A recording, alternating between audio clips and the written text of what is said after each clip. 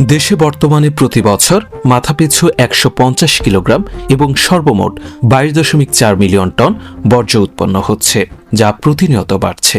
পরিবেশ বিশেষজ্ঞদের আশঙ্কা ২০২৫ সাল নাগাদ মাথাপিছু বর্জ্য সৃষ্টির হার হবে ২২০ কিলোগ্রাম এবং মোট বর্জ্যের পরিমাণ ৪৭,০৬৪ টনে গিয়ে দাঁড়াবে, যা পরিবেশের জন্য হুমকি হয়ে উঠবে। পরিবেশের প্রধান তিনটি উপাদান হচ্ছে মাটি, পানি, বায়ু।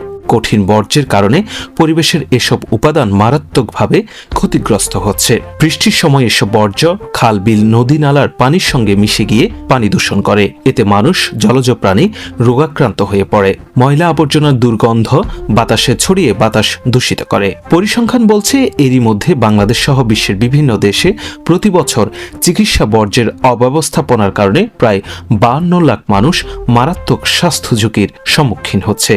তাদের মধ্যে ৪০ লাখই শিশু। এই অবস্থা ব্যাগতিক হলে অদূর ভবিষ্যতে চিকিৎসা খাতের প্রতি পুরোপুরি আস্থা হারাবে মানুষ।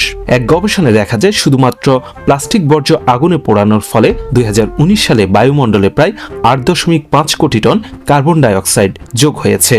এছাড়াও দীর্ঘদিন পরিবেশে ছড়িয়ে ছিটিয়ে থাকা এসব বর্জ্য বৃষ্টির পানির সঙ্গে মিশে যাচ্ছে, যা পরবর্তীতে নদী, নালা, খাল, বিল, সমুদ্র এমনকি ভূগর্ভস্থ পানিকেও দূষিত করে তুলছে। ভূতাত্ত্বিক জরিপ অধিদপ্তর জিএসবি একটি গবেষণা করছে ও তারা আশঙ্কা করছেন অপরিকল্পিতভাবে কোথাও ময়লা আবর্জনা ফেললে বর্জ্য এবং স্তূপ করে রাখার ফলে ভয়ঙ্কর দূষণের ঘটনা ঘটতে পারে।